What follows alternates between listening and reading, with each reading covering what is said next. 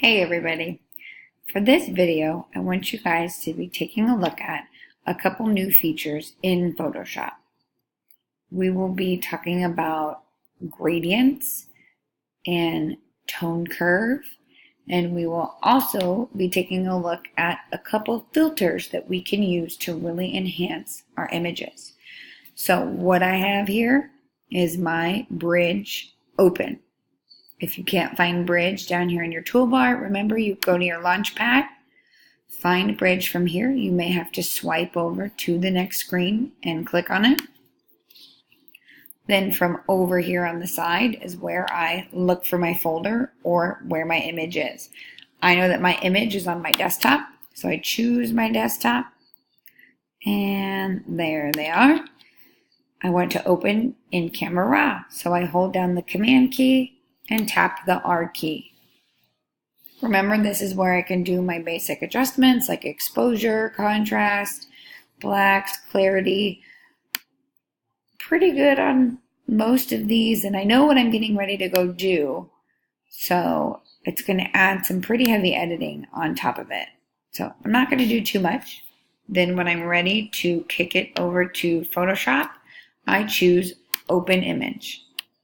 Remember, that could take a minute for it to circulate and open in Photoshop. Now, once I am here, the number one most important thing I do when I'm in Photoshop is I need to make a copy of my background layer.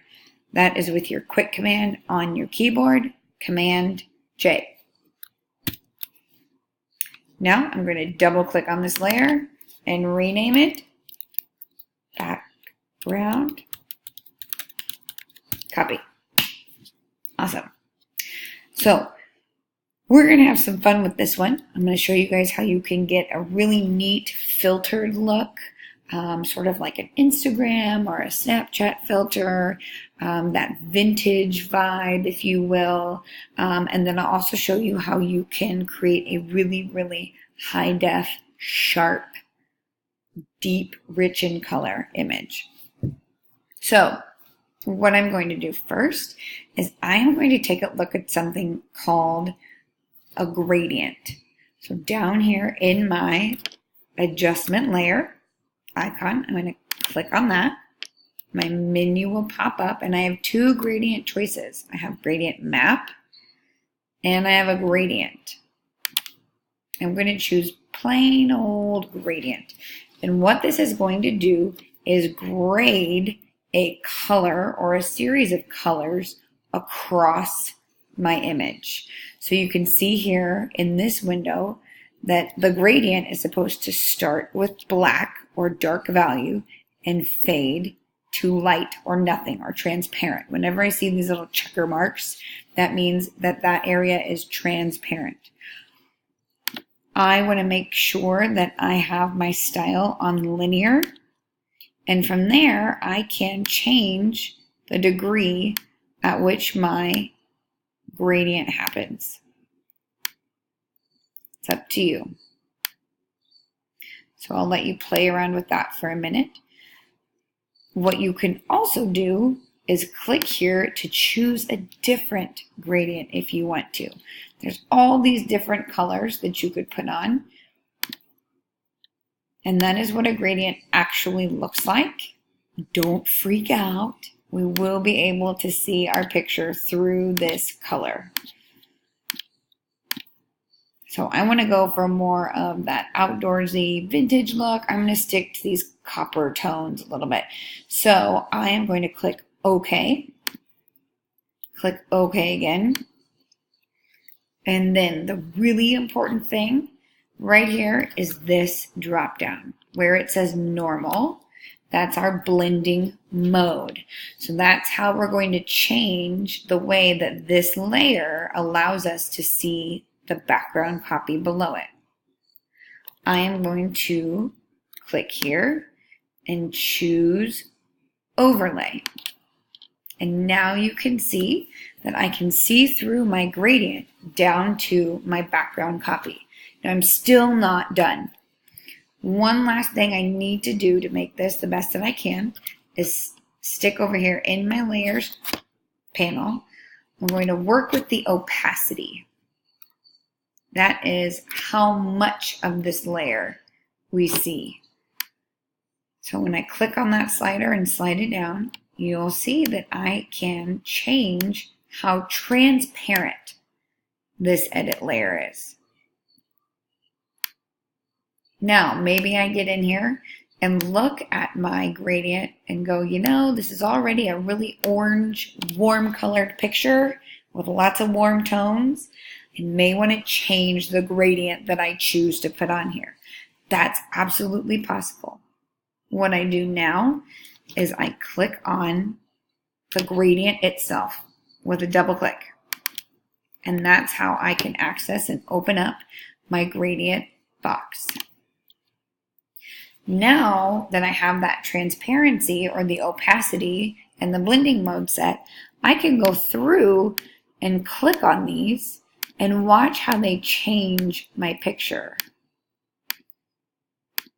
And then I can kind of get an idea of what that gradient will look like before I click OK.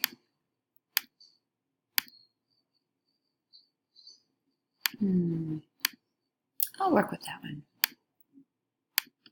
And now would be a good time that you can go ahead and pause this video, press the space bar if you'd like, and work on your picture a little bit. All right, moving on.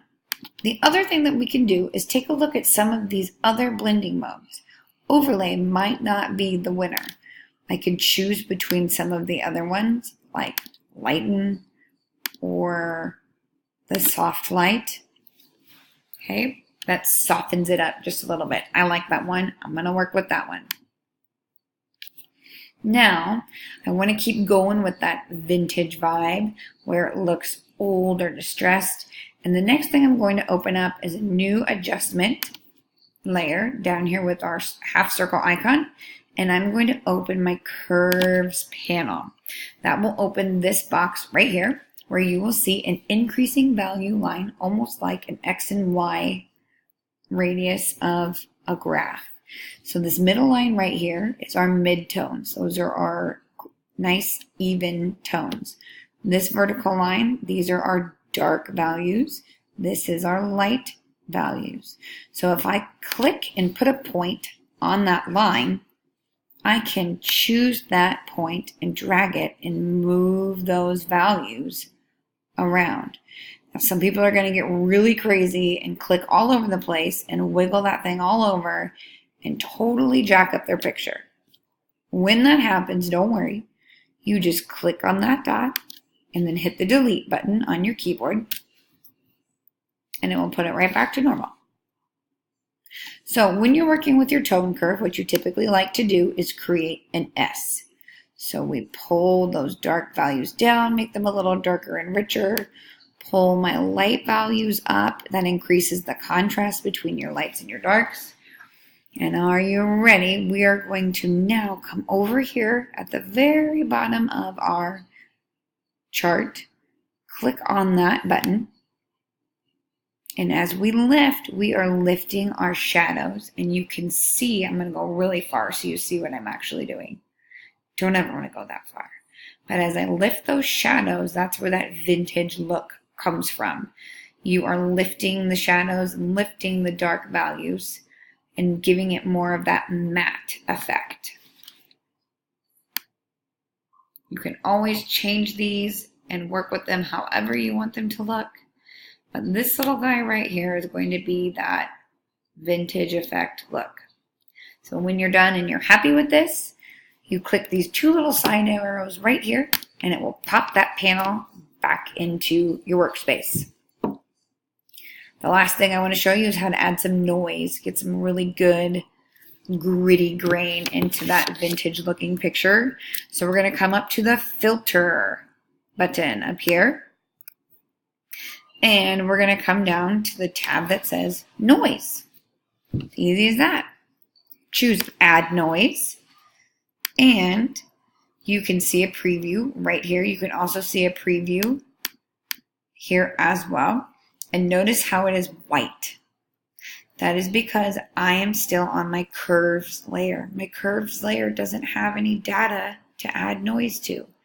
So you need to make sure that you have your background copy chosen, and then choose Filter, Noise, Add Noise. There we go. And now I look nice and grainy. You can see that. I can adjust how much grain is put into my picture. That's obviously way too much. You really don't want to have a whole lot. I'm going to add just a little bit. And there we go.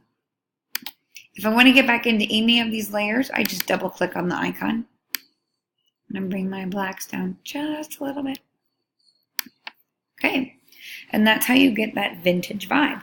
Now maybe you're somebody that doesn't want to go for that and you want to really have some high sharpness and contrast happening in your image. So what I'm going to do is step backwards with my Command Option Z. Erase all the work that I did. There we go. And now I'm back to just my background copy. The other thing I could have done is deleted all of those layers until I had just my background left behind. Hit Command J, make a copy. And now what I'm going to do is go ahead and still do a little bit of curves adjusting. I always like to do that for my images. Bring my blacks down, make them a little bit darker, really add some contrast with my lights and my dark values. And now I really want to sharpen this image. So I'm going to come up here, back to my Filter tab. And now I am going to, where are we here? Other. There we are. We're looking for high pass. So I'm going to choose Other, then choose high pass. And you can see that it has done nothing again. Because again, I am on an adjustment layer. I have nothing to adjust. Make sure you have the correct layer chosen. Go down to the filter that you want. Aha, here is a high pass. So this looks really, really crazy right now. Look at the radius number. We want it really low, typically around anywhere from 2 to 4. That's good. If you crank it too high, it's going to look really distorted. Now we're not done. What we want to do is come over to that blending mode.